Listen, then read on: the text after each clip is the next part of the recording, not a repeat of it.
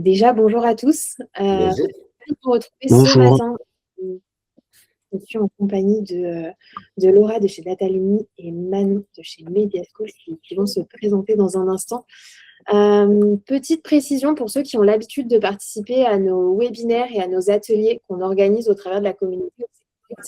Aujourd'hui, on sera peut-être un peu nombreux pour prendre la parole comme on peut le faire d'habitude. Donc, je vais vous demander de favoriser plutôt le fil de discussion pour poser vos questions.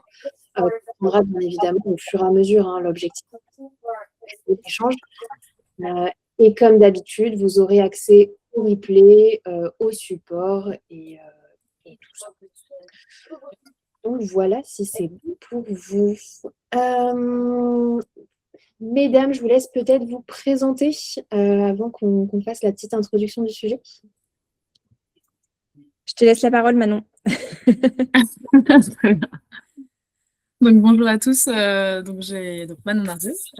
J'ai rejoint le groupe Mediaschool en mars 2024 en tant que chargée de projet ingénierie de certification, donc rattachée à ce qu'on appelle en interne le pôle qualité et innovation, donc plutôt le secteur qualité. Et donc comme on le comprend dans mon intitulé, j'accompagne le groupe au renouvellement des titres RNCP, donc je le représenterai peut-être plus tard, mais donc, Mediaschool a une dizaine de titres et également donc dans ces missions, il y a toute la partie insertion professionnelle, donc suivi des certifiés du départ, donc lorsqu'ils sont candidats, lorsqu'ils sont en formation, évaluation, mais également après le suivi post-certification et donc l'insertion professionnelle.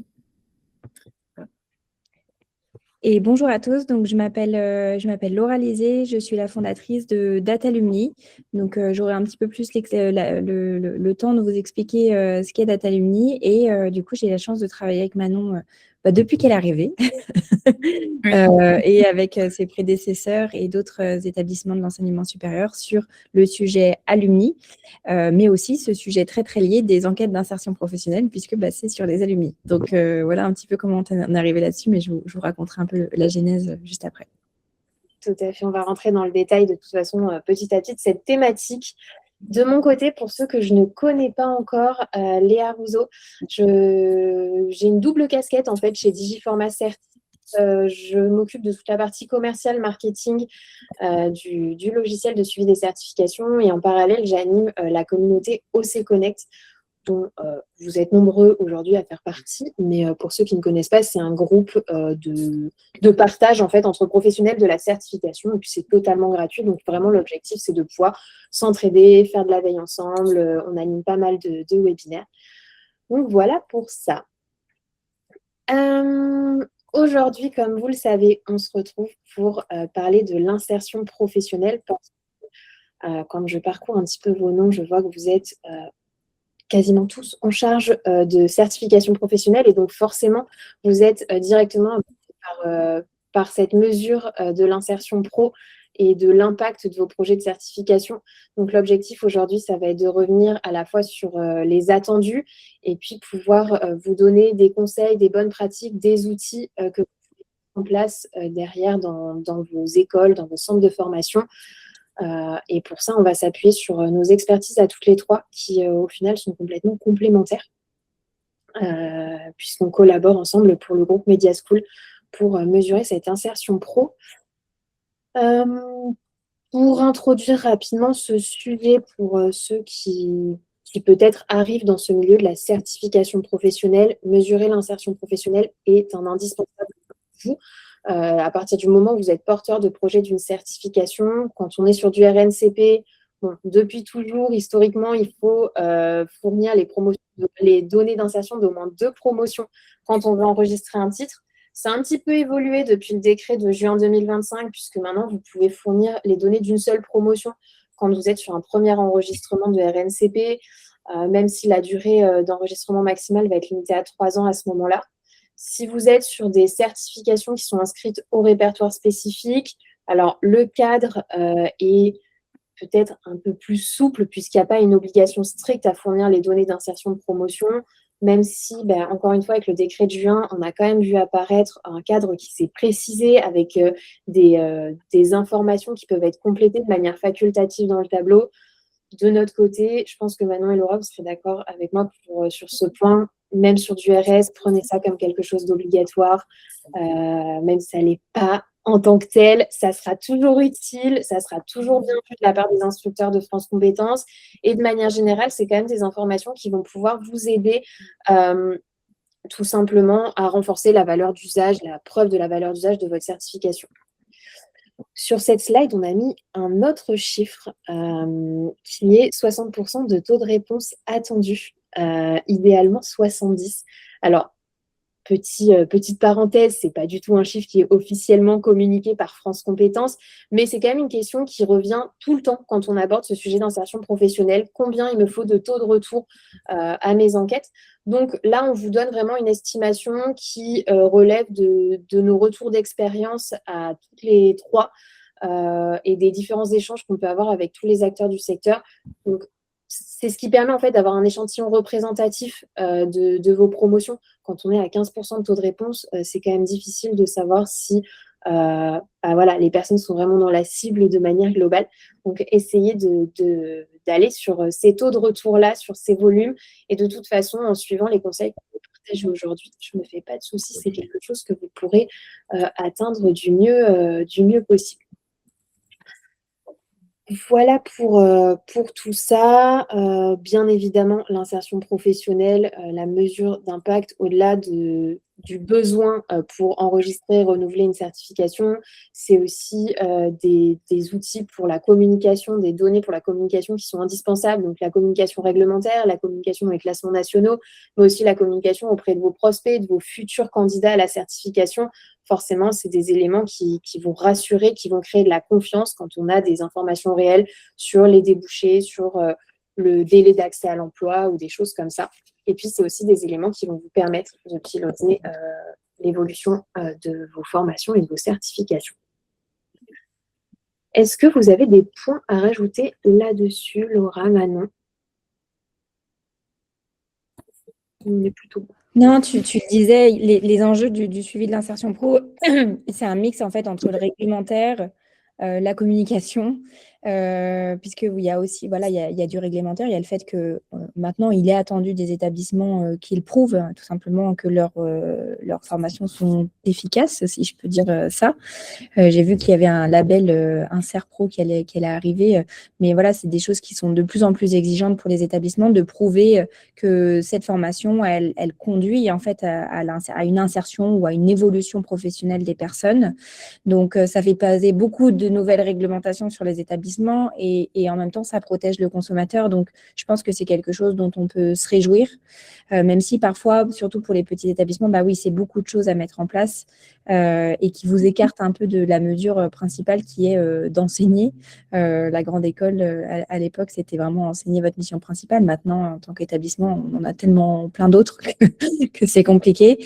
Et après, bah, en effet, comme je l'ai vu là sur ta slide juste avant, Léa, il y a le sujet communiquer. En fait, des bons taux de placement, c'est aussi des personnes qui, ça va favoriser les nouvelles inscriptions, ça va remonter l'image de marque de l'établissement. Et après, pour les sujets de classement, c'est aussi ces taux et le type d'emploi occupé par vos alumni qui vont directement contribuer à la reconnaissance de votre formation et de facto de votre établissement. Voilà.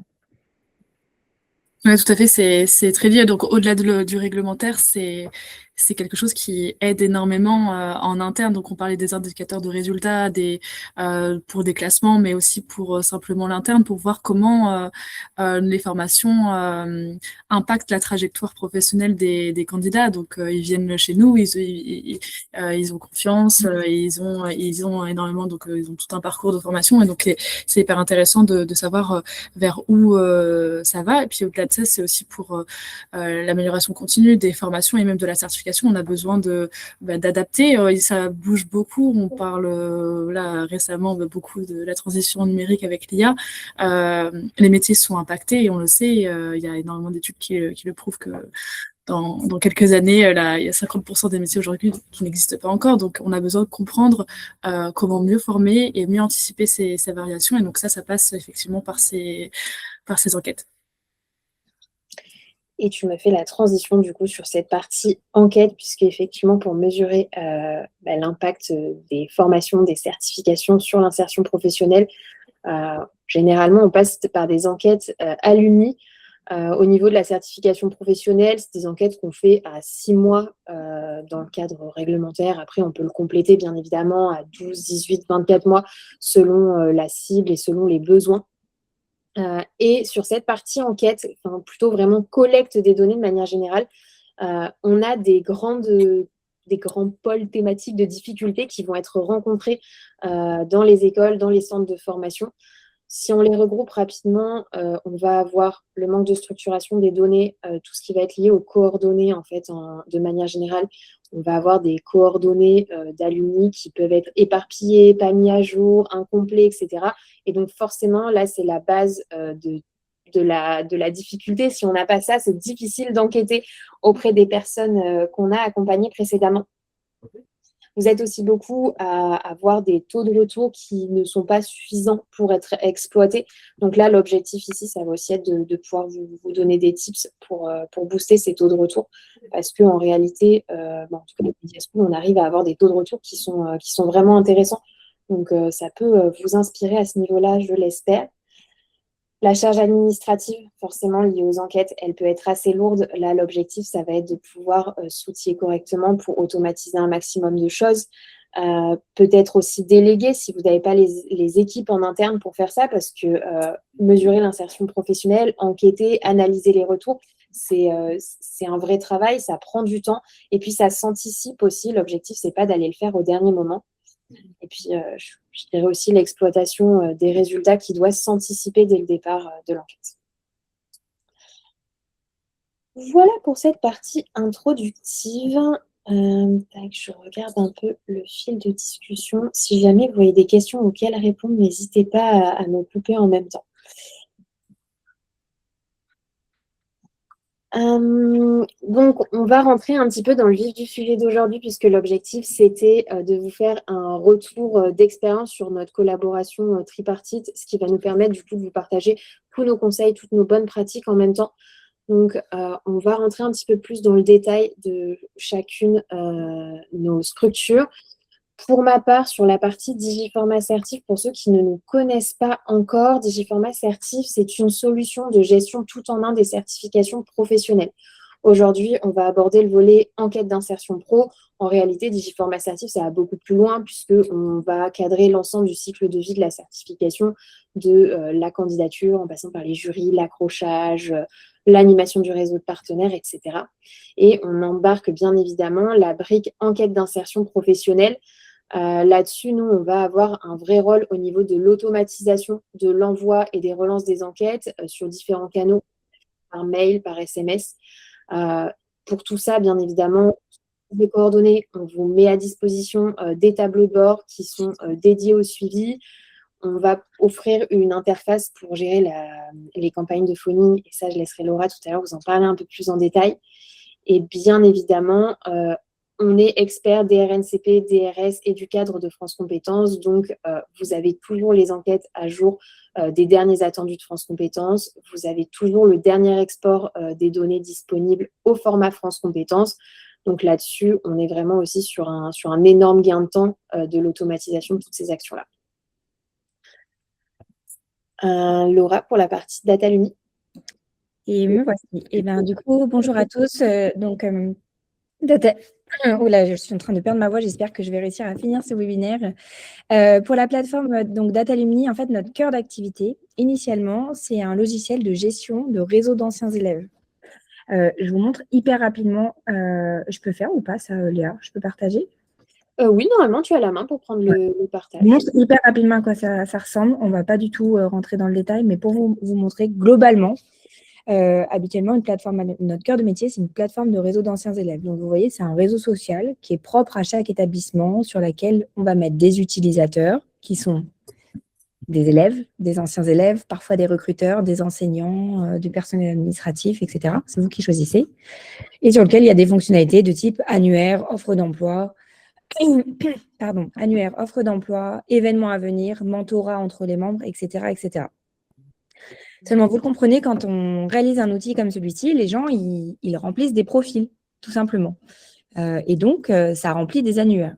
Je vous mets un petit peu la genèse du projet. Donc, vous voyez, vous avez vos annuaires et vous pouvez aller voir le profil de Eric, par exemple, qui a rempli ces informations. Et en fait, pour vous expliquer un petit peu le pourquoi on est arrivé sur les enquêtes d'insertion professionnelle, et ça, on y reviendra une fois, si vous le voulez, je vous mettrai mes coordonnées si vous voulez aller un peu plus en détail. J'arrête le partage comme ça, je vous vois. C'est qu'en fait, on s'est toujours dit, nous, on a été créé en 2019, donc en plein pendant la réforme de l'apprentissage. Et du coup, dès le début de Datalumni, on s'est dit, c'est quand même dommage qu'il y ait des profils qui soient créés et que ça ne serve pas les enquêtes qualité. Parce qu'on a tous reçu des enquêtes qualité dans notre vie et voilà, c'était un peu dommage de se dire, on va demander à des personnes ce qu'ils font dans la vie, potentiellement ce qu'ils gagnent, dans quel secteur d'activité ils travaillent, et que cette data, en fait, elle n'aille pas aussi remonter au service qualité. Donc ça, c'était vraiment la genèse du projet. Donc avec la plateforme, on a intuitivement récolté des centaines de milliers de données puisqu'il y a 400 000 utilisateurs sur Datalumni. Et donc, ça nous a permis de contribuer à faire des stats et à ce que nos clients se servent de ces stats pour justement préparer leurs enquêtes qualité. Donc, c'est là-dedans qu'on a mis qu'on a commencé à avoir un pied dans les enquêtes. Et donc, si vous voulez, les enquêtes, ça s'est développé un petit peu en parallèle de notre plateforme Alumni. Donc, il y a tous nos clients de la plateforme qui faisaient les enquêtes nativement dans l'outil, mais on a aussi ouvert à l'extérieur l'activité des enquêtes aux clients extérieurs, puisque tous les établissements ne sont pas voués à avoir une plateforme Alumni. Il y en a déjà qui n'ont pas les moyens. Il y en a qui sont chez des confrères. Et il y en a qui n'ont pas le temps. Je dirais que c'est ma plus grosse partie. Et donc, mais par contre, il y a quand même ce besoin d'enquête. Et donc, c'est comme ça que petit à petit, on est arrivé dans ce sujet d'enquête, parce qu'on a vu qu'avec les outils qu'on utilise, on arrive à arriver à déjà des super taux de réponse par email, autour de 30%, ça on en reparlera plus tard, mais qu'en fait, que ce soit pour nos clients plateforme ou nos clients externes, il manquait une marche en fait pour arriver aux 70%. 60, 70, Manon, elle me demande même 90%, je plaisante. Voilà, c'est un peu qui peut le plus, peut le mieux, évidemment. Plus on a un grand nombre de réponses, plus le panel va être intéressant à étudier pour les différentes raisons qu'on a vues un petit peu plus haut. Mais voilà un petit peu, donc c'est comme ça qu'en fait, on a été amené à la base, vraiment le début de cette activité, c'est un client plateforme qui nous appelle et qui nous dit « Ah, c'est super, j'ai plein de données, par contre, il m'en manque 60%. Et en fait, j'ai 400 personnes à appeler pour la semaine prochaine. » Voilà, c'est comme ça que l'histoire a commencé. Nous, on est une PME au Savoyard qui fonctionne avec les moyens du bord, donc on a dit « On est prêt !» Et donc, on a commencé à faire des enquêtes comme ça pour des clients. Et après, le bouche à oreille s'est étendu. On n'a jamais vraiment fait de commercialisation externe là-dessus. C'est vraiment que de la recommandation. Et aujourd'hui, on appelle à peu près 45 000 diplômés par an. Plus tout à fait juste un service rendu. Donc, on a dû monter un vrai centre d'appel avec des vrais enquêteurs qui sont salariés de Datalumni, qu'on forme, puisque faire des enquêtes d'insertion professionnelle, c'est une compétence spécifique, c'est accueillir, faire répondre la personne déjà, donc on a plein de techniques, c'est profiter de ce moment pour le féliciter de son parcours, entendre les éventuelles plaintes, parce qu'il y a aussi, en fait, on fait aussi ce service-là dans tout ça, et décrocher des infos qui parfois sont précieuses pour les établissements, mais où les personnes naturellement ont un peu de difficulté à se prononcer. Je vous le donne en mille, la rémunération. Nous, dans 80%, je dirais même 85% des personnes qu'on audite, on a la rémunération. Parce qu'en fait, on n'en fait pas du tout un sujet. Et on sait comment les amener du coup à ce sujet sans en faire un tabou, en leur expliquant à quoi ça sert et à fournir pas mal de pédagogie. Donc voilà, aujourd'hui, on a des enquêteurs dédiés à ces enquêtes qui vont, en fait, on passe par un SAS 1, email via Digiformat notamment. Ensuite, on récupère la phase 2, nous, où on va faire les appels, plusieurs passes d'appels, des SMS, et ensuite, on passe par une phase 3 qui est d'aller chercher vraiment, en dernier recours, les informations sur LinkedIn. Voilà. Donc ça, c'est les 3 étapes de l'enquête et ça nous permet justement de pouvoir obtenir ces taux de réponse qui sont clés pour vous. Chose importante, évidemment, on est formé et très au fait des exigences France Compétences et du coup, en fait, nous, notre rôle de conseil, c'est aussi d'allier les besoins France Compétences, qui sont les besoins minimums, et d'allier les besoins de l'établissement. On est un peu tenté à demander, par exemple, il y a une question qu'on pose avec certains établissements qui est quel est le premier critère de choix dans votre emploi? Est-ce que c'est le salaire? Est-ce que c'est l'équilibre vie pro-perso? Est-ce que c'est la possibilité de monter en évolution? Voilà, ce type de questions, on va les co-construire avec nos clients pour arriver à un questionnaire qui leur correspond sans qu'ils fassent non plus 15 minutes, parce qu'il faut quand même tenir les gens au téléphone. Et donc, voilà, on a un peu ce rôle, nous, de conseil aussi vis-à-vis de ces sollicitations pour que, tout simplement, on ait le meilleur taux et que le client soit content. L'offre Datalumni, il y a une partie de fixe qui est vraiment minime, mais la grande majorité de la facturation, elle se fait au résultat. Comme ça, on est aligné avec nos clients sur le fait que nous, notre objectif, c'est minimum 70% de retour téléphone. Voilà. Du coup, après le mail plus téléphone. Donc, ça nous permet d'être alignés sur des sujets comme ça. Et puis après, le scrap, évidemment, c'est intéressant puisqu'en fonction, en fonction de plein de choses, on n'a pas les mêmes taux de réponse. Si on a une promo qui est vraiment pas contente parce que X ou Y raison, typiquement ceux qui n'ont pas eu de remise de diplôme pendant le Covid, ils n'étaient pas contents. Voilà, c'est un vrai cas d'usage. Bon, du coup, quelles sont les techniques pour nous permettre de maximiser le taux de réponse, malgré tout. Idem quand on a des crises de l'emploi, comme c'est le cas actuellement, il y a moins de personnes en emploi, il y a plus de réticence à répondre. Voilà. Parce qu'en fait, ils ont quand même ce sentiment de rendre service à l'école. Ça, on en reparlera. Manon, elle va en parler après. Mais voilà, il y a ce sujet où quand on appelle la personne, elle a quand même l'impression qu'on lui demande un service pour l'école. Donc, qu'est-ce qu'on fait pour que la personne, on lui donne aussi quelque chose, un give back en fait dans cette enquête. Donc nous, c'est tout ça qu'on voit avec nos clients du coup via Datalumni et le centre d'appel qui est chez nous. Point important aussi sur le centre d'appel. Donc évidemment, tout le monde est chez nous, pas tous à Annecy, mais la plupart sont en télétravail en tout cas. Les appels sont enregistrés.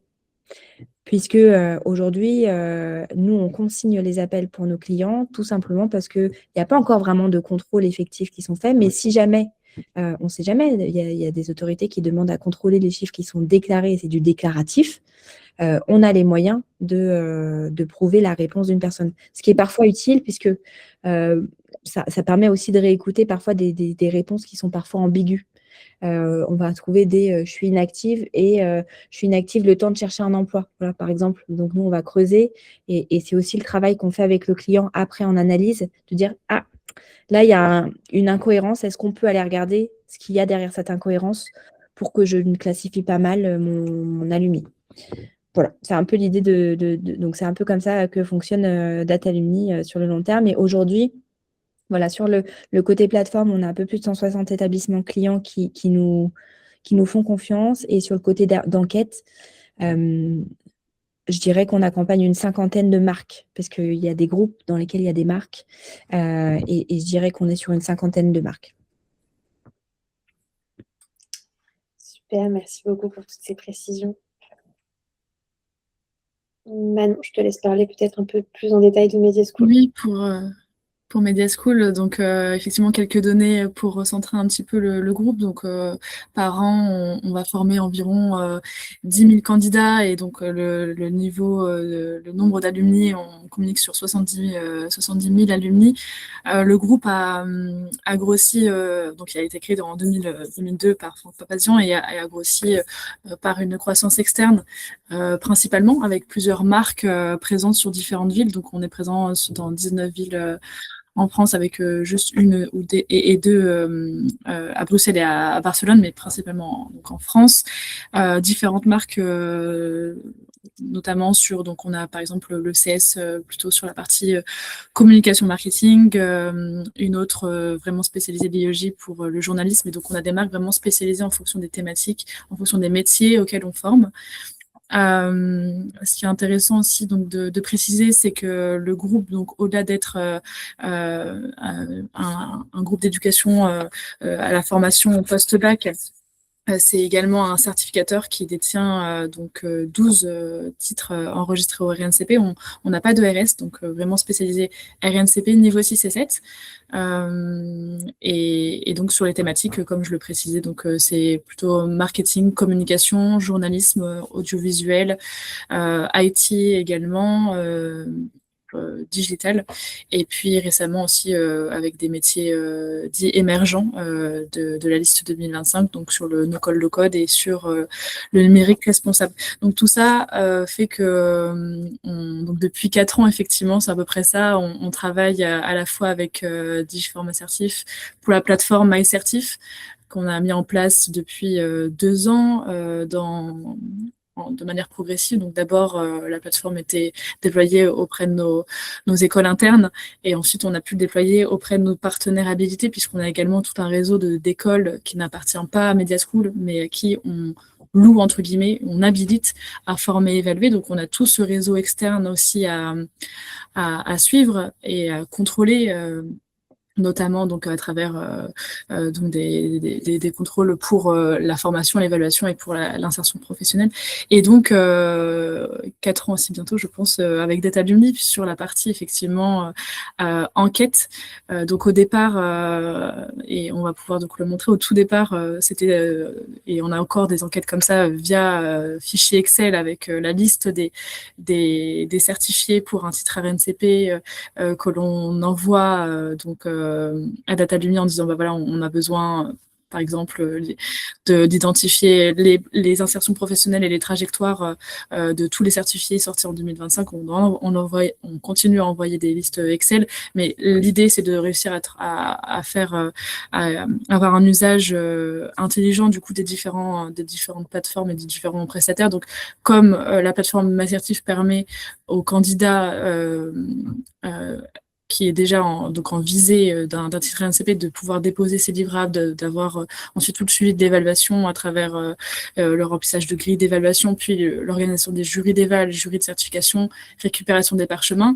En fait, toute la trajectoire est déjà sur une plateforme, donc c'est en ça que c'est hyper intéressant de pouvoir aussi y fixer toute la partie insertion. Donc, Digiform Assertif permet l'envoi donc des questionnaires, et c'est en ça qu'après se raccroche le service de Laura qu'elle vient de présenter sur la partie appel et puis relance et en tout cas complétion au maximum des enquêtes et donc des situations d'emploi. Donc voilà pour la présentation du groupe et comment notre collaboration tripartie fonctionne.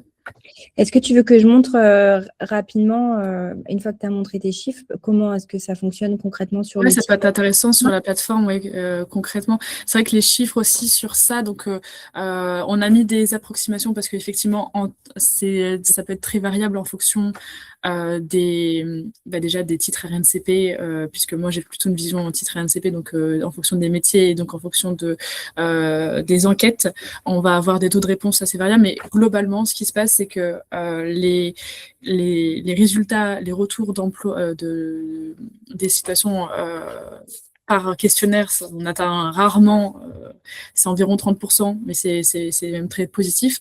Donc on a vraiment besoin d'avoir, même après des relances, la partie questionnaire atteint environ 30%, donc on a besoin d'avoir cette partie phoning qui permet d'atteindre 60%, et après la partie scrapping qui permet vraiment de récupérer les données qui peuvent manquer, ou en tout cas de résister face parfois aux non-répondants.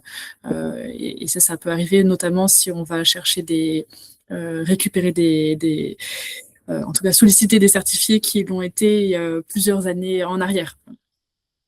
Donc voilà les différentes étapes. Et oui, ça peut être intéressant de montrer la plateforme, comment ça se matérialise plus concrètement.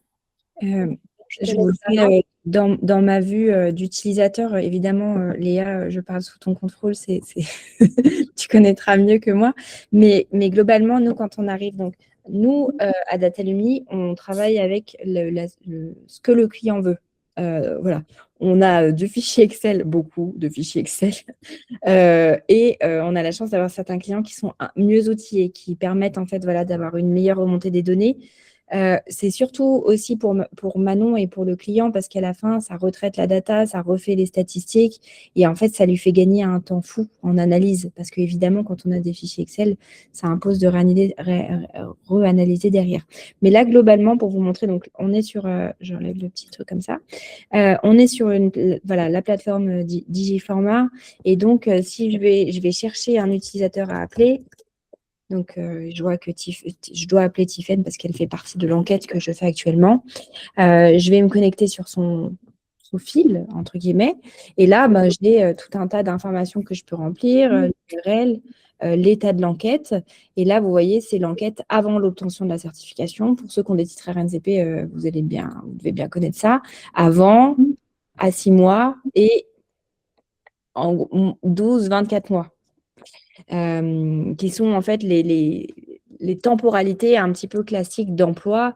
On ne fait pas toujours 12 mois, voilà, c'est plutôt 6 mois, moyen terme et long terme en fonction du titre que vous déposez et de vos obligations. Mais vous voyez, je peux aller sur la situation à 6 mois et accéder à un questionnaire. Et dans ce cas-là, c'est vrai que c'est pratique parce qu'on a tout d'un point de vue UX par rapport peut-être à un fichier Excel où j'aurai des colonnes avec des menus déroulants. Bon, j'ai toute l'interface au même endroit. Donc, ça nous permet d'aller assez rapidement. Donc, et puis, justement, nous, nos enquêteurs étant formés, on essaye de faire en sorte que voilà, l'enquête dure quelques minutes. Donc, que faisiez-vous après actif hors alternance, en recherche, en formation, c'est des questions que vous connaissez. Et le rôle de l'enquêteur, c'est aussi de venir clarifier des situations parce que on en a plein des gens qui nous disent actif et qui après va dire je suis actif, je suis alternant à EDF. Voilà. Typiquement, pourquoi l'expertise elle est importante sur ces sujets-là, puisque nous on sait que alternant c'est pas actif, c'est en formation. Et donc, on va remplir toute cette enquête. Donc là, il y a des questions, c'est des questions vraiment typiques France Compétences, de type de contrat, statut cadre, etc., le pourcentage de temps de travail dans cet emploi. Mais vous pourriez aussi vouloir potentiellement rajouter des questions. Et il me semble qu'avec Digiformat, vous pouvez justement mettre à jour vos questionnaires pour qu'ils répondent bien à vos objectifs. Donc ça, c'est quand même un confort. Et derrière, il me semble, mais ça, je ne connais pas très bien, je pense qu'il y a, voilà, il y a des graphes avec le suivi de vos enquêtes où vous pouvez connaître vos taux d'ouverture, vos répondants et les graphes qui correspondent du coup aux enquêtes. Donc, c'est vrai que c'est pratique en fait de pouvoir communiquer comme ça avec, tout simplement pour remplir les enquêtes et qu'elles soient bien séquestrées, entre guillemets, dans les bonnes cases pour que ça permette de faire des stats plus efficaces derrière. Voilà, j'enlève mon partage. Merci pour votre écoute. Pour compléter un petit peu ce que tu dis, c'est vrai que quand on a commencé à travailler ensemble avec les équipes de Data Alumni sur le projet de Media School, on a aussi, de notre côté, fait évoluer la plateforme pour que ça puisse répondre aux besoins des enquêteurs, que ce soit sur des filtres à faire apparaître, parce que comme ça, on peut filtrer sur différentes personnes, celles qui n'ont pas encore été répondues, celles de telle certification. Donc, on a mis des choses comme ça en place. On a ajouté, et je pense que c'était peut-être à votre demande, le lien LinkedIn il n'y a pas si longtemps, parce que pareil, ça vous permet après d'aller faire du scrapping, de compléter directement. En fait, l'objectif, c'est que si tout le monde complète toutes les données depuis un seul outil, au moins tout est au même endroit, on centralise. Quand on exporte, on a déjà tout. Donc, il y a déjà un nettoyage qui est fait, il y a déjà la mise en forme qui est faite. Et en fait, tout le monde y gagne du temps à ce niveau-là. Manon, tu veux un petit peu peut-être nous parler de toi, de ton côté? On avait prévu une slide peut-être sur le rétro-planning. Est-ce que tu veux qu'on fasse ça maintenant? Oui, pour présenter un peu la manière dont on organise, en tout cas chez Media School, les enquêtes. En fait, il y a différentes manières de les anticiper, mais on l'avait bien précisé en introduction. Déjà, effectivement, ça s'anticipe. Alors, il y a différentes aussi objectifs de réaliser les enquêtes. La base, c'est d'avoir des indicateurs de résultats et parce qu'on doit avoir des statistiques ça nous est demandé. derrière, j'essaie de consolider un peu, enfin d'avoir un peu une vision claire de comment on peut organiser ça lorsque on est dans une démarche de renouvellement, par exemple, de titre RNCP. On va déjà, si on est dans une démarche de renouvellement, déjà tout part de au moins 18 mois avant l'échéance du titre pour qu'on puisse déposer bien en amont une demande d'enregistrement auprès de France Compétences. Donc tout ça, c'est déjà de vérifier où on en est en termes d'enquête. Donc si on est dans une démarche déjà continue de réception des enquêtes, on n'est pas censé, on est censé avoir justement les résultats donc à 6 mois. Et ensuite, c'est de vérifier est-ce qu'on en a besoin peut-être pour le moyen terme. En tout cas, ce qui se passe, c'est que lorsqu'on a donc on a un jury de certification qui a eu lieu, nous, c'est généralement autour d'octobre de chaque année. Donc là, on est dans une période d'enquête des situations à 6 mois, des cohortes et donc des promotions sorties en octobre 2025. Ce qui se passe, c'est que donc il y a des envois en ce moment, courant mai, de questionnaires, donc automatisés par Digiformat Assertif. Ces questionnaires, ils sont envoyés donc forcément à 6 mois, puis on l'a vu, après, c'est automatisé. Donc, il y a d'autres envois à 1 an, à 2 ans. Après, ça peut être changé et on peut aussi pousser des envois de manière intermédiaire si on en a besoin. Ensuite, la deuxième phase, on en a parlé, donc c'est les relances. Après le mailing du phoning, et c'est là qu'intervient Datalumni, donc phoning, SMS, scrapping, pour compléter au maximum les retours.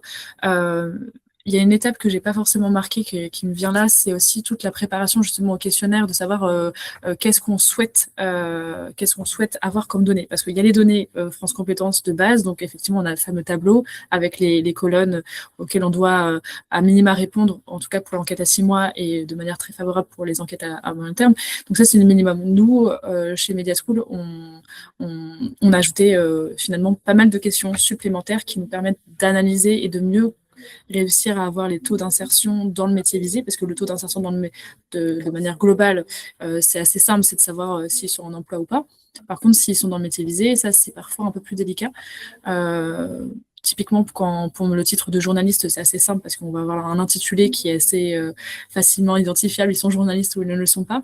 Par contre, pour des intitulés de certification qui peuvent être manager de la stratégie marketing et communication, rarement l'intitulé est tel quel. Donc, en termes d'analyse, c'est un peu plus compliqué de savoir si on les case ou pas dans le bon niveau, en tout cas visé par la certification. Et donc, on a ajouté des questions pour ça, pour favoriser l'analyse, mais également des questions pour mieux comprendre aussi les positionnements et pouvoir mieux communiquer et mieux commercialiser des formations.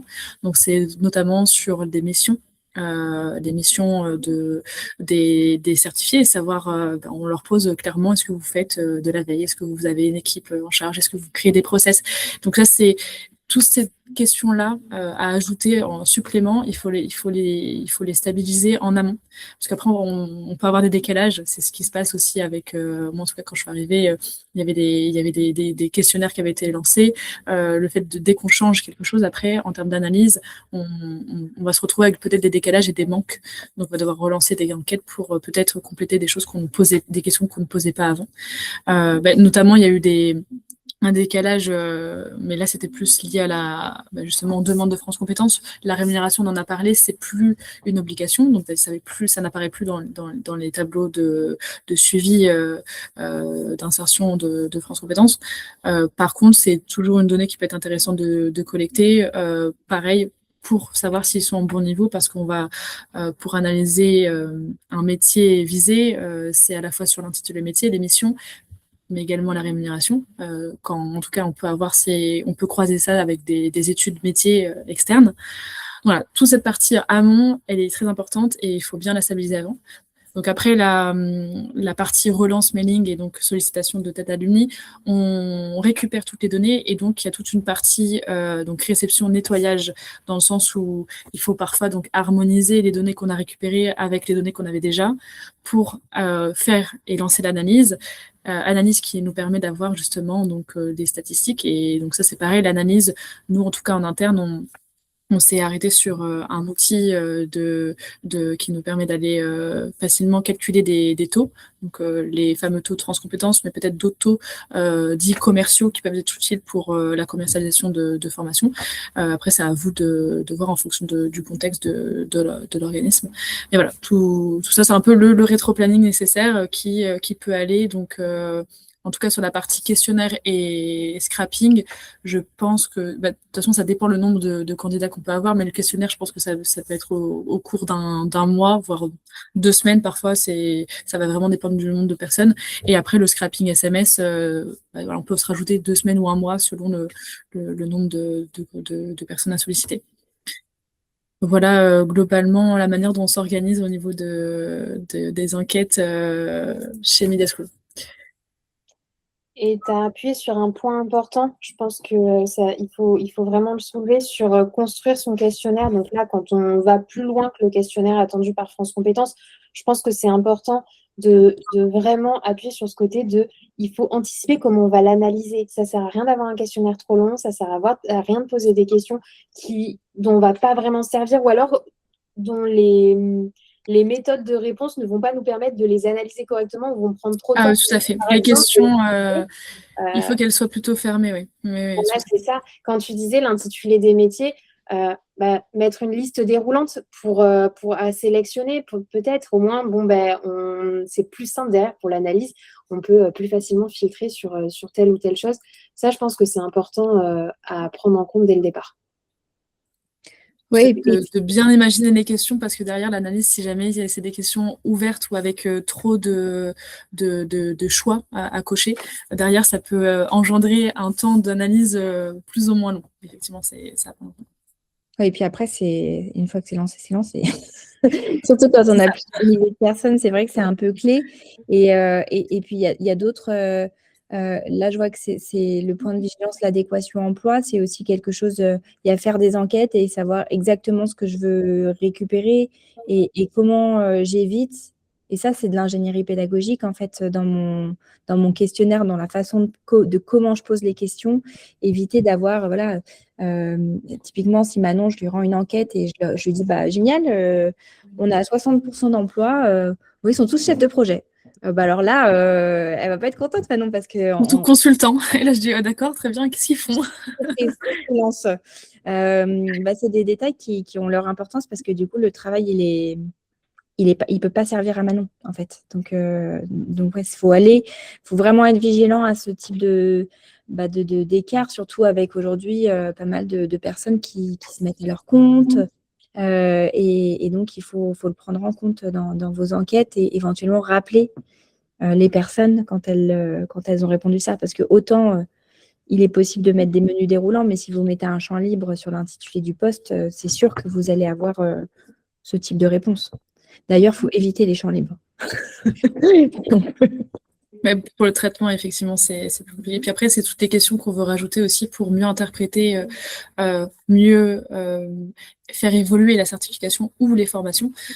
Typiquement, de savoir si on parlait de l'IA au tout début, est-ce que les candidats utilisent l'IA et comment et quel outil, parce que les formations ont besoin d'évoluer en phase. Donc, si jamais il y a un décalage, c'est à ce moment-là qu'on peut l'identifier et qu'on peut peut-être intégrer, en tout cas faire intégrer des modules spécifiques pour combler les écarts dès la rentrée qui suit. Donc, effectivement, c'est pas uniquement les enquêtes n'ont pas une velléité uniquement à répondre à une demande réglementaire, c'est aussi pour l'amélioration continue des formations, donc la partie pédagogique, mais également pour mieux communiquer, et donc la communication, le marketing et le service commercial.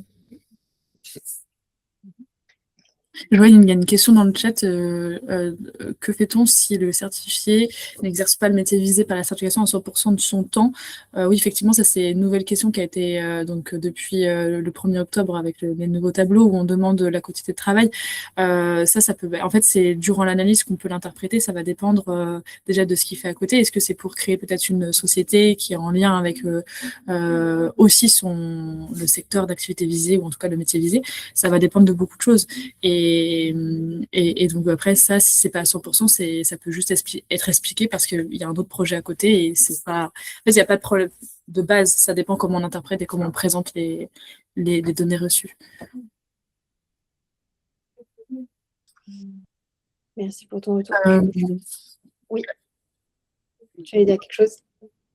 Non, justement, mais je voulais reprendre après sur les questions effectivement qu'on s'était posées lors de la préparation sur pourquoi on fait appel à un service externe. On l'a évoqué, en fait, manque de temps et de moyens, et puis surtout, en fait, l'expertise existe ailleurs, autant la solliciter. Donc, on répartit comme ça les tâches et puis nos expertises. Donc, c'est important de pouvoir se reposer sur des alumni et Digipharm Assertif pour suivre tous ces éléments. Et ensuite, quels sont les sujets de vigilance, adéquation emploi? Bon, là, on vient de l'évoquer, de bien prendre en compte, de bien déjà formaliser son questionnaire et ensuite pouvoir analyser correctement les données.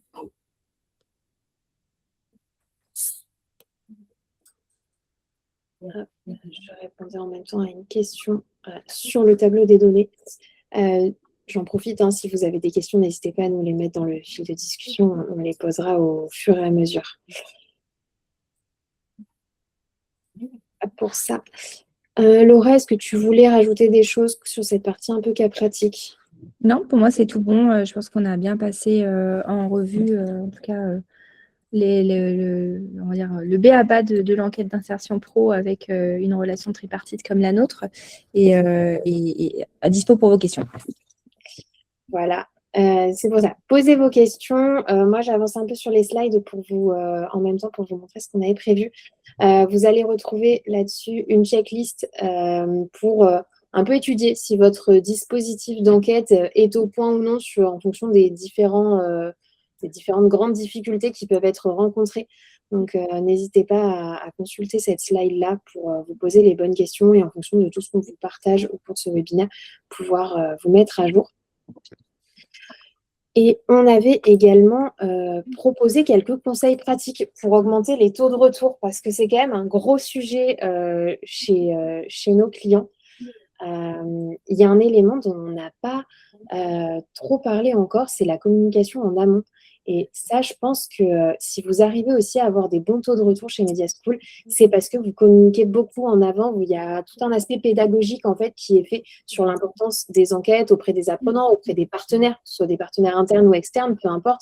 L'objectif, c'est vraiment de venir leur dire voilà, vous allez recevoir une enquête, elle sert à ça, et puis à quoi elle sert pour chacune des parties prenantes, parce que elle a un intérêt pour le certificateur qui est réglementaire, commercial, etc.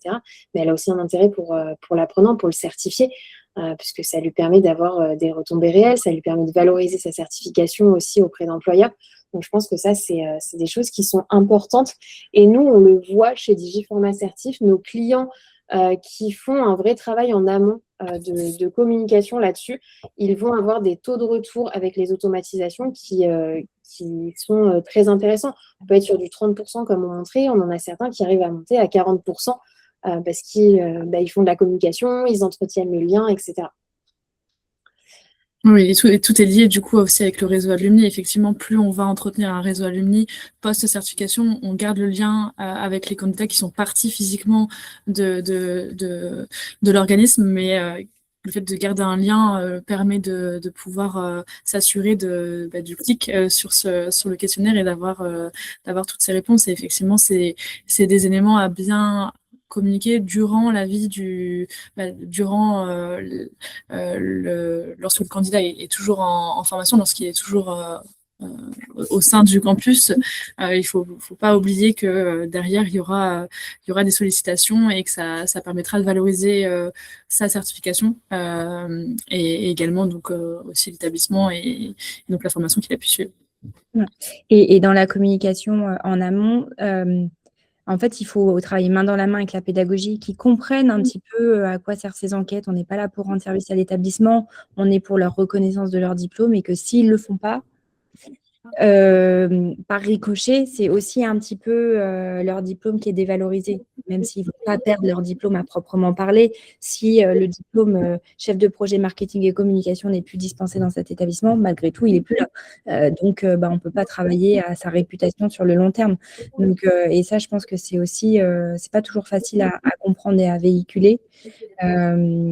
Et parfois, c'est important de le répéter. C'est vrai que les relents, c'est important. Il y a des moments clés qui permettent vraiment de maximiser les réponses. Nous, quand on le fait avec certains clients, on leur dit prenez votre place pour la remise de diplôme. Mais attention, avant d'avoir votre place, vous devez répondre à l'enquête d'insertion professionnelle. Bon, c'est un peu sournois, mais ça marche vraiment. Bien sûr, tout le monde ne peut pas le faire parce que du coup, ça impose une organisation millimétrée avec des multicampus, des remises de diplômes, énormément de parties prenantes. Mais vous avez aussi des choses comme ça qui vous permettent en fait de le faire en temps réel.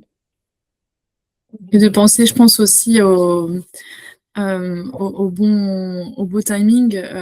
Il me semblait qu'à un moment, j'avais fait des demandes d'enquête en août, où là, typiquement, le taux de réponse était un peu plus limité. Je pense qu'il y avait effectivement donc des périodes, tu dois le voir, Laura, où les taux de réponse sont plus ou moins importants, même dans la journée. J'imagine que le phoning et pas le retour n'est pas le même en fonction de ça. Je réponds à Quentin qui parle des étudiants internationaux. En effet, c'est un problème pour répondre, pour atteindre les étudiants internationaux. Un canal qui marche bien, c'est WhatsApp. Donc voilà, c'est possible. Le WhatsApp entreprise, il est un peu compliqué parce qu'on est vite blacklisté, mais ça dépend du volume que vous avez. Un WhatsApp, ça peut vraiment bien faire l'effet, pardon. Gros bémol sur les Chinois, qui ont leur propre réseau social, et il faut connaître un Chinois pour qu'il vous envoie votre enquête. Mais bon, il y en a quand même. Donc, mais si vous avez des gros contingents de Chinois, peut-être que prendre un expert, enfin quelqu'un en tout cas de nationalité chinoise, vous accompagnera vraiment là-dessus parce que c'est important en effet là-dessus.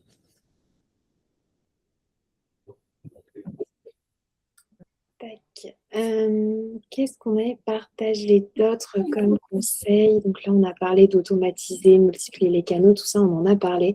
Personnaliser les messages. Un point qu'on a abordé ensemble aussi quand on préparait ce webinaire, et je serais curieuse d'ailleurs de savoir si parmi ceux qui nous écoutent aujourd'hui, vous le faites, communiquer sur les résultats post-enquête pour booster l'engagement de vos alumni à répondre aux prochaines. Donc, par exemple, quand vous envoyez l'enquête d'insertion à 12 mois, leur proposer, si vous répondez à l'enquête à 12 mois, obtenez les résultats de celle à 6 mois ou des choses comme ça. Ça peut être intéressant pour eux de pouvoir se positionner aussi par rapport à leurs autres camarades. Oui, c'est un peu ce qu'on disait tout à l'heure, le give back. Qu'est-ce que j'ai à gagner en fait à prendre 5 minutes de mon temps 5, parfois 6, 7, pour répondre à l'enquête. Voilà, c'est la société aujourd'hui, donc il faut le comprendre aussi. On est tous très sollicités de part et d'autre, et donc il faut une carotte. Et encore, la carotte à 6 mois, elle est plus simple parce qu'en fait, ils viennent toujours de partir, ils sont encore très scolaires, etc. Mais la carotte à 24 mois, là, elle est dure à aller chercher parce qu'ils ont un peu tourné la page, et du coup, moi, je pense que en communiquant les résultats régulièrement, c'est aussi accorder de l'importance au témoignage qui a été fait sur cette enquête, et de dire merci, grâce à vous, entre guillemets, on a pu réaliser des enquêtes et voilà les résultats. Voilà. Moi, quand je signe une pétition, je fais un parallèle un peu chevaleresque, mais quand je signe une pétition, j'aime bien savoir ce qu'il en est. C'est un peu pareil pour les enquêtes. Voilà, c'est qu'est-ce que ça a donné, à quoi ça a servi. Et en fait, dans ma classe, comment je me situe. En fait, c'est ça l'info clé. Hein, c'est est-ce que je suis payée comme mes camarades, est-ce que je suis au-dessus, est-ce que je suis en dessous. Alors, c'est dur comme communication parce que c'est loqué partout sur la com, etc. Mais voilà, si on est censé aller vers plus de transparence, et c'est des choses qui doivent être dites. Tout à fait. Est-ce que certains d'entre vous ont des questions ou peut-être même d'autres conseils pratiques auxquels on n'aurait pas pensé qu'ils souhaitent partager. Bien évidemment, c'est toujours intéressant d'avoir aussi vos retours terrain. N'hésitez pas, c'est votre moment si vous voulez prendre la parole pour venir discuter un peu avec nous.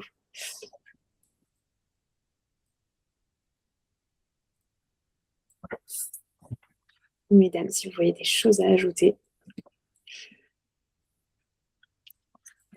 Non, pour moi, c'est tout bon. Je vous ai mis mes coordonnées si jamais vous avez besoin de discuter ou d'un coup de main. J'aime bien dire qu'à Datalumni, on est souvent des pompiers. On nous appelle souvent à 2-3 semaines d'un renouvellement. Donc, voilà, ça peut servir de pompier si besoin.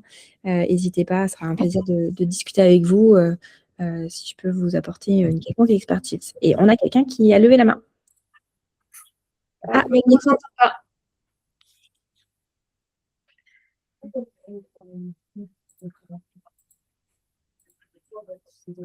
Alors, je vois que votre micro est ouvert, donc je pense que ça se joue plutôt dans les réglages.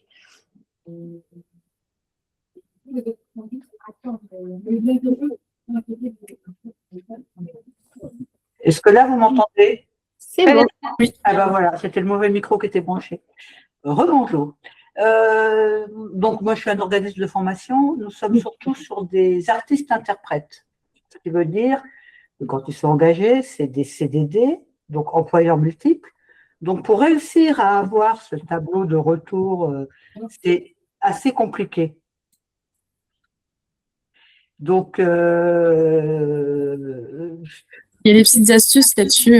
Dans une case, vous pouvez potentiellement. Alors moi, j'ai eu un peu le sujet pour le journalisme ou même pour d'autres qui étaient dans l'audiovisuel. Parfois, ils vont pas. Effectivement, ils sont même intermittents du spectacle ou autre. Dans la case de France Compétences, si vous parlez vraiment de ça, vous pouvez y mettre les différents éléments. Donc, vous pouvez faire la liste des employeurs. Et après, ça se joue surtout dans la partie analyse sur le Word, dans la demande. Là, vous pouvez détailler en disant peut-être que le principal employeur, c'est ça, son principal, ses principales missions sont ça. Mais il réalise aussi peut-être ça et ça, parce que peut-être qu'il est principalement artiste ou pas encore principalement artiste, et peut-être qu'il a un autre job à côté, parce que sa carrière commence et qu'il a besoin d'avoir différentes activités. Mais tout ça s'explique bien sûr dans la partie analyse, et peut se mettre dans la même case. merci. On a aussi eu des questions dans le fil de discussion. On en a une sur le pourcentage d'insertion professionnelle dans le métier qui est exigé par France Compétences. Alors, encore une fois, je ne crois pas qu'il y ait de pourcentage donné par France Compétences directement, mais est-ce que toi, Manon, tu aurais un conseil à donner sur peut-être une fourchette qu'il faudrait essayer d'atteindre? Je vais faire exprès de ne pas donner une fourchette classique. En fait, ce qu'il faut faire, c'est surtout regarder quel est le métier qui est visé et quelle certification, sur quel secteur d'activité on est, de faire le croisement, encore une fois, beaucoup en fonction de sa veille métier, d'aller voir les études en lien avec le métier, par exemple de France Travail ou des OPCO. Il y a beaucoup d'études en fait qui vont démontrer combien quel est peut-être le pourcentage d'insertion, et puis de regarder aussi des benchmarks, des titres comparables. Si vous en avez plus ou moins, vous pouvez aussi vous reposer là-dessus. Après, de manière informelle aussi, je vais quand même en donner un, c'est on pense à 70%, on se dit à partir de 70%, super, on peut dire qu'on peut considérer que c'est bien, mais en réalité, voilà, c'est vraiment à prendre avec des pincettes, et en fonction du contexte du métier visé, du secteur, des évolutions sectorielles, parce qu'en fonction des années, ça peut aussi changer. On a parlé de la crise là de manière systémique de l'emploi, mais ça peut être très spécifique à un métier pour X raisons, à une géolocalisation également. Donc voilà, il n'y a pas de pourcentage minimum exigé par France Compétences, et toutes les instructrices le rappellent. Par contre, c'est vraiment à interpréter en fonction du contexte dans lequel se trouve la certification, et donc le certifié au niveau localisation, emploi, est-ce que c'est à 6 mois, est-ce que c'est à moyen terme. ça aussi, ça y joue beaucoup. On sait que l'insertion dans le métier visé à 6 mois peut être souvent plus faible qu'à moyen terme. Donc, ça montre qu'il y a une trajectoire, c'est-à-dire que peut-être que c'est que 50% d'une promotion présentée à 6 mois qui peut être insérée, considérée comme dans le métier visé, et peut-être que ça peut augmenter ensuite à 1 an, 2 ans en fonction des promotions post-certification. Donc, tout ça, c'est sujet à interprétation et à analyse. Voilà, je pense que le maître mot, c'est la justification. Il faut justifier un petit peu tous les résultats que vous avez, tout ce que vous faites, etc. On avait aussi une question de Juliane. Alors, un petit peu sur un sujet parallèle, est-ce qu'il y a des retours d'expérience sur les sessions de promotion issues de certifications détenues par un ministère? Alors, de mon côté, je ne vais pas du tout en avoir à vous faire. Je ne sais pas si vous en avez, Laura, Manon, ou dans la salle. Sinon, c'est un sujet Alors, que je suis pas sûre que ça se fasse. Les sessions de cohorte, si je comprends bien, c'est pour récupérer peut-être la propriété des cohortes. c'est ça. Alors déjà, ça, c'est très... Enfin, c'est pas que c'est très délicat, parce que ça peut se faire, mais pour que ça puisse avoir... ça puisse être... Ah, peut-être que Laura, tu voulais préciser un point là-dessus? Non, mais je me disais, il y a par exemple, quand c'est des diplômes publics, c'est ça la question, si c'est des BTS ou j'imagine que c'est là. Nous, on a eu des demandes quelquefois, notamment sur des IUT. Parce que, en fait, c'est déjà fait en interne dans les établissements publics. Généralement, ils embauchent des étudiants ou il y a l'Observatoire de la vie étudiante qui le fait. On commence à avoir des demandes d'externalisation, non pas parce qu'ils n'ont pas la compétence en interne, mais juste pour question de coût et peut-être de facilité. Et les taux de réponse sont à peu près similaires vu que la méthode est la même. Voilà. Je dirais même que plus l'établissement est petit et familial, plus le taux de réponse est bon, puisqu'il y a un sentiment d'appartenance qui est plus fort. Mais voilà, l'idée, c'est... nous, ce qu'on voit venir, c'est qu'il y a de plus en plus... en fait, ils sont un peu contrebalancés entre, à la fois, il n'y a plus aucun budget dans les établissements publics, encore plus que... Enfin, j'ai l'impression que c'est l'histoire sans fin, mais chaque année, c'est pire. Mais il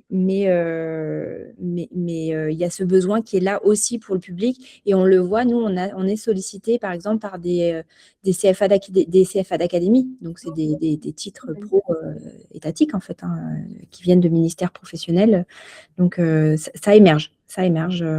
Et surtout, c'est des gros contingents. Parce que nous, on parle, voilà, ça dépend de la taille de vos établissements, mais si on prend l'échelle d'un CFA régional, énorme le nombre de diplômés par an.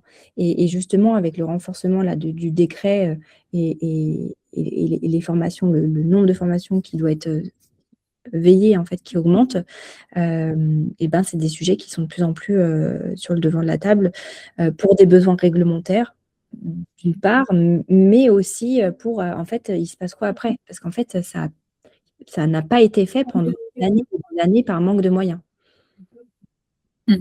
Alors qu'effectivement, normalement, tous les certificateurs devraient faire ce suivi et ça peut manquer, même pour nous, au niveau, on a alors on n'est pas détenteurs de BTS, mais justement, on forme aussi au BTS, par exemple, et donc on n'a pas de visibilité sur l'insertion professionnelle de ces cohortes, donc on va devoir à mon avis, le faire, mais en tant qu'organisabilité plus qu'en tant que certificateur, puisque c'est des données qu'on a du mal à récupérer, en tout cas pas au niveau pas récente et pas au niveau du campus.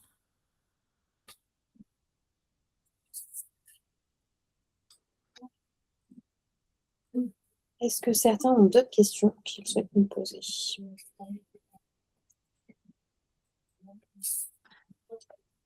Sinon, on arrive à la fin de notre heure prévue pour ce webinaire.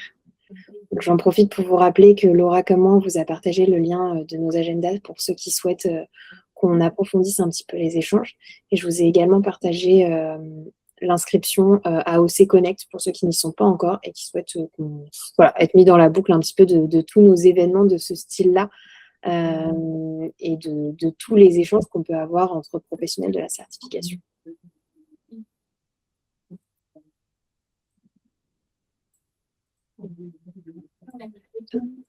Merci pour l'organisation de ce webinaire et merci Manon pour votre temps et merci à tous d'avoir été là. Voilà, si jamais, j'espère que ça vous a été utile, en tout cas en partie.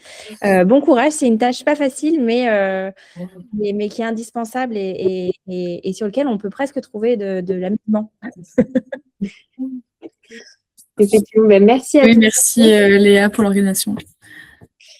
Et puis, écoutez, on se retrouve très bientôt pour d'autres webinaires, pour d'autres ateliers. Et puis, au plaisir d'en réanimer toutes les trois à nouveau.